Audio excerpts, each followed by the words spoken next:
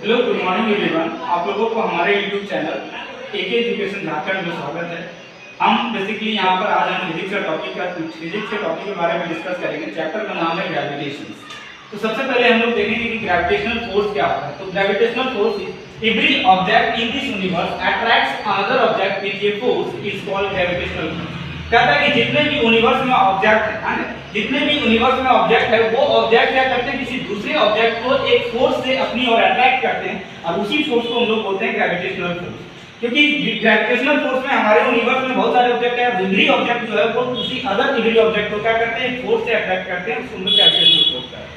अब कहते हैं कि हम देखते हैं कि फोर्स ऑफ ग्रेविटी किसको बोलते हैं। Force of gravity, force of gravity कहता है अगर one of the body is earth, अगर मान लीजिए एक बॉडी हमारा क्या है, अर्थ है, if one of the body is earth the gravitational force is known as force of gravity. यानी जो एक फोर्स होगा वो एक फोर्स फिक्स हो जाएगा कि एक फोर्स क्या रहने वाला है, हमारा अर्थ ही रहने वाला है और दूसरा कोई दूसरा अदर ऑब्जेक्ट हो सकता है। तो अगर हमको अर्थ, एक ऑब्जेक्ट अर्थ है, कोई दूसरे ऑब्जेक्ट को खींच रहा है अपनी ओर, तो उसको हम लोग बोलते हैं फोर्स ऑफ ग्रेविटी।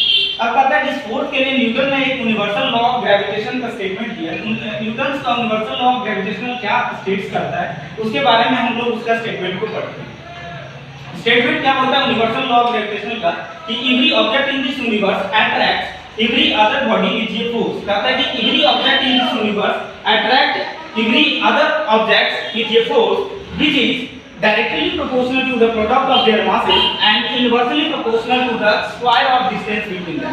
यानी कहता है कि हर एक ऑब्जेक्ट यूनिवर्स में क्या करता है, दूसरे ऑब्जेक्ट को एक फोर्स होता है जो अपनी की ओर अट्रैक्ट करता है, लेकिन वो फोर्स जो होता है वो डायरेक्टली प्रोपोर्शनल होता है to the product of their masses. कहने का मतलब कि उसके मासेस का डायरेक्टली प्रोपोर्शनल होते हैं and inversely proportional to the square of distance between them. Square के इनवर्सली प्रोपोर्शनल। सपोज एक बॉडी है हमारे पास m1 बॉडी, इसका मास है m1 और दूसरा बॉडी है m2 जिसका भी मास वाला बॉडी है, उसका मास है m2 और ये बॉडी वाला मास है हमारे पास m1 और दोनों के बीच जो डिस्टेंस है वो है r। दोनों ऑब्जेक्ट के बीच डिस्टेंस है r। तो वही हमारा यूनिवर्सल लॉ ऑफ ग्रेविटेशन का पहला स्टेटमेंट पहला क्या बोलता है कि फोर्स जो होगा वो डायरेक्टली प्रोपोर्शनल होगा देयर मासेस से, प्रोडक्ट ऑफ देयर मासेस। जो फोर्स होगा वो डायरेक्टली प्रोपोर्शनल होगा product of their masses. And दूसरा कंक्लूजन बताया कि फोर्स जो होगा वो इनवर्सली प्रोपोर्शनल होगा square of distance between them. So combining these equations 1 and 2, so force is directly proportional to m1 m2 by divided by r square। So combining करने के बाद F is proportional to m1 m2 divided by r square। और जब भी हम लोग proportionality sign को हटाते हैं तो एक कांस्टेंट इंट्रोड्यूस होता है और वो कांस्टेंट कैपिटल G है। तो F is equal to हो जाएगा G m1 m2 divided by r square। कहता है कि जो है G इज प्रोपोर्शनलिटी कांस्टेंट। इस G को हम लोग प्रोपोर्शनलिटी कांस्टेंट बोलते हैं, इसी को हम लोग यूनिवर्सल ग्रेविटेशनल कांस्टेंट के भी नाम से जानते हैं।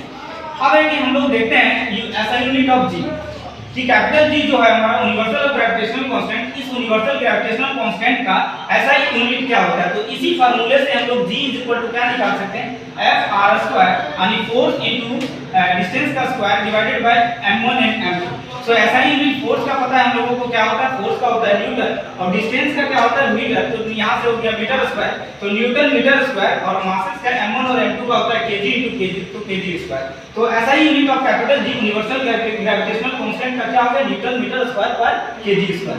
कहता है इसका कैपिटल G का वैल्यू जो होता है वो फिक्स होता है। यूनिवर्स में आप कहीं भी जाइएगा तो कैपिटल G का वैल्यू फिक्स होता है। तो कैपिटल G का वैल्यू कितना होता है, तो 6.67 into 10 to the power -11 newton metre square पर kg स्क्वायर।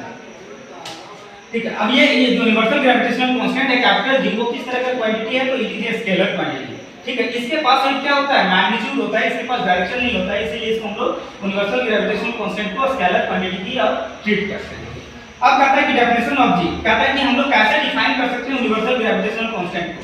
तो यूनिवर्सल ग्रेविटेशनल कांस्टेंट को डिफाइन करने के लिए हम लोग बोल सकते हैं कि it is numerically equal to the magnitude of force of attraction between the two masses each of 1 kg at a separation of 1 metre. कहने का मतलब अगर हमारे पास दो बॉडी है और दोनों बॉडी का अगर मासेस जो है वो 1 kg का है, एक पहले बॉडी का भी मास 1 kg, दूसरे बॉडी का भी मास 1 kg और दोनों के बीच हमारे पास सेपरेशन जो है वो 1 मीटर का है। अगर दोनों बॉडी के बीच सेपरेशन 1 मीटर है तो हम लोग उसको बोल सकते हैं यूनिवर्सल ग्रेविटेशनल कांस्टेंट। सो हम लोग अगर वैल्यू पुट आउट करेंगे F=G(m1m2) divided by r square, हमारा पास फार्मूला होता है कैपिटल G जो है वो हमारा कांस्टेंट है, तो capital G as it is रहेगा, और m1 और m2 दोनों के बीच का मासेस कितना है, तो 1 kg का है, डिवाइडेड बाय डिस्टेंस दोनों के बीच सेपरेशन कितना है, तो 1 स्क्वायर है। तो इस तरह से कर सकते हैं कि जो फोर्स होगा वो हमारा इक्वल टू होगा, यानी न्यूमेरिकली इक्वल टू का होगा यूनिवर्सल ग्रेविटेशनल कांस्टेंट। जो फोर्स होगा वो न्यूमेरिकली इक्वल टू का होगा यूनिवर्सल ग्रेविटेशनल कांस्टेंट। किस कंडीशन में, जिस कंडीशन में दोनों मासेस क्या होंगे 1 kg का होगा और दोनों के बीच का डिस्टेंस कितना होगा 1 मीटर का होगा, तो हम लोग इसको बोलेंगे definition of capital G। Thank you.